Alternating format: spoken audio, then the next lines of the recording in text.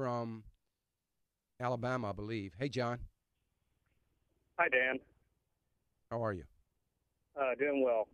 I've been Good. listening to the show for about 9 months now. My morning commute, and I really enjoy it. Thanks for all you do. Good. Thank you. I have a quick question. I'm 35 years old. I'm married. My wife stays at home. I invest. I max out my 403B each year. My company matches with 8%. So quite a bit going into my 403B. We have an additional investment fund in Edward Jones, and quite a bit of money in there as well.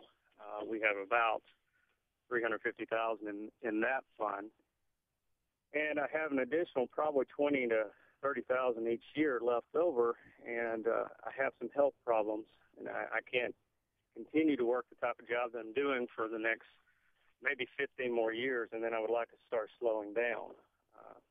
The problem I'm kind of running into is how do I do that, because I have to be at least 59 and a half to start drawing from my retirement funds. So what I'm looking at is what other areas can I start investing in with this additional 20 to 30,000 each year, be able to start slowing down at least. And how many years, John, do you think you'll have the opportunity yet to invest in those other funds? Before you're going to start needing? I think 15 more years. We're kind of shooting for 50. The health problems that I have, it's nothing significant. I could live the rest of my life with it, but it's something I have to battle all the time. It's just something I inherited. And so it's a lot of physical work to try to keep it under control, and I think I could probably easily do my job for 15 more years. I have about an hour and a half commute, but after that, it's going to start becoming a challenge for me, and I think I'd start going down to part-time. But I'm looking for areas to start investing in alternative investments to supplement our income when I have to do that. Yeah. Here's what I would probably suggest to you. Two things, John.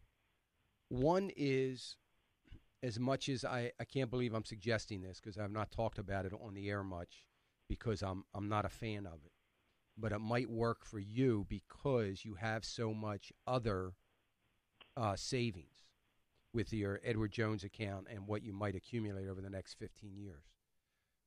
So it's the only reason I'm suggesting it. There's a program by the IRS called a 72T program. Now, who knows if it'll still be in existence 15 years from now. But a 72T program, and 72T stands for the tax code number in which points all this out. A 72T program allows you to, if you retire early, before 59 and a half, it allows you to begin to draw income from your 401k without any penalties.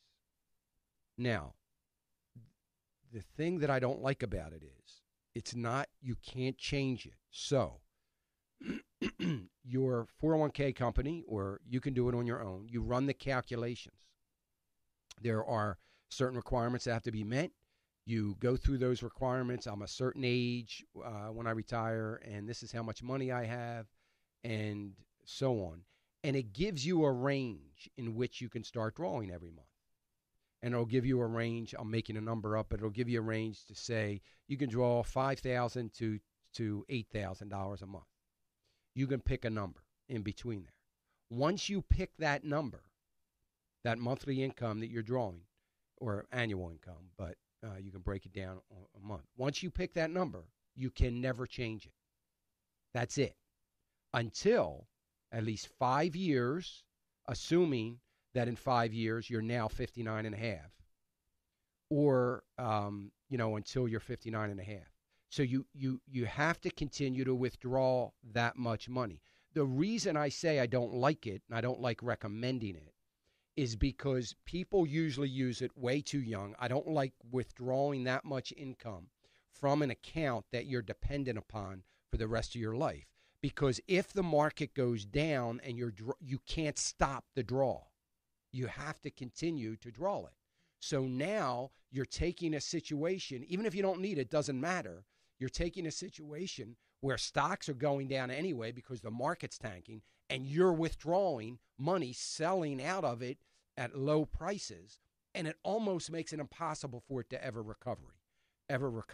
And you could live another 30 years and end up with no money. So I say that the reason I never talk about it is because I don't like it, and I'm afraid if I'm talking about it, people are going to use it. But if you have a significant amount of other money,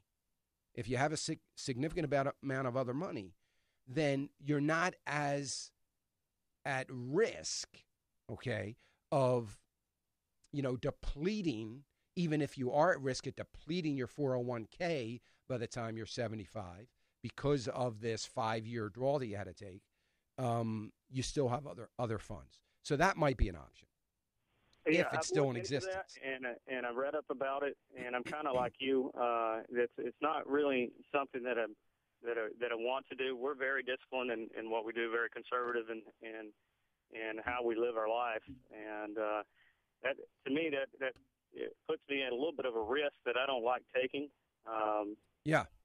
I feel like I'm going to be able to work my job probably part-time, maybe 3 or 4 days a week, which would still, at that point in time, give me a significant amount of income.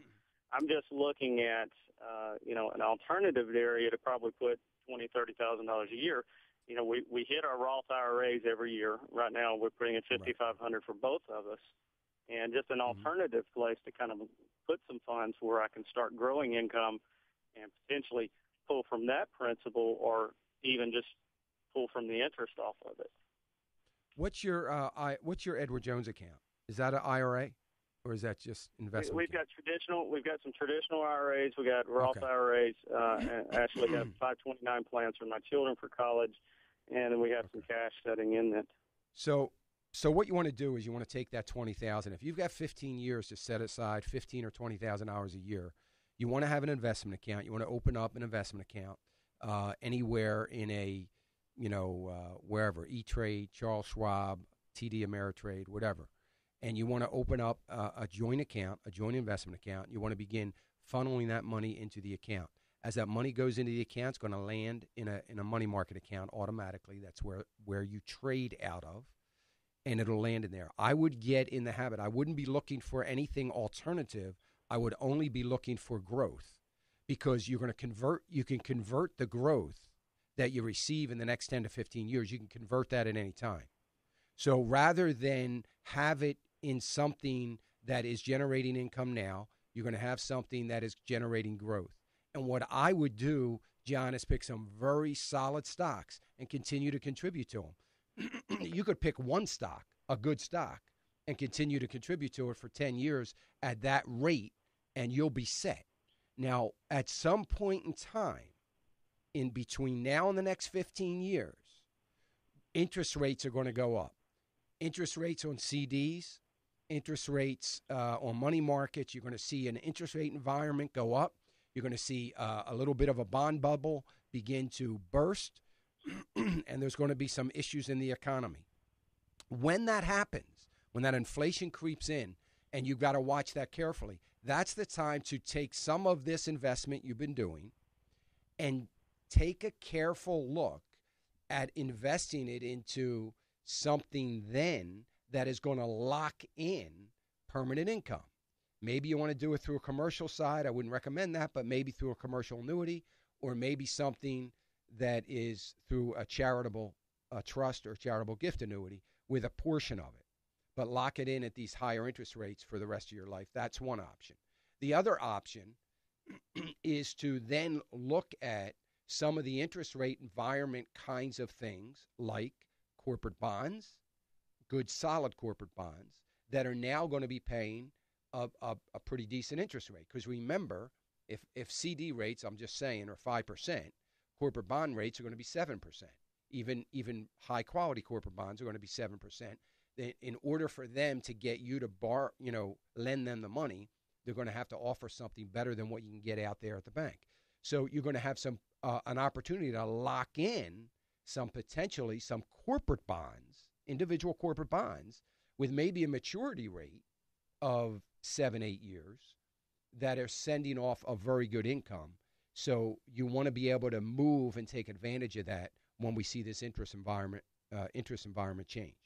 So I would stick to a good, solid growth portfolio, biblically responsible stocks or mutual funds or a fund, and I would stick to that and try to get some growth in the next 7 to 8 years, which I don't think will be very difficult as long as you're picking good, solid stocks.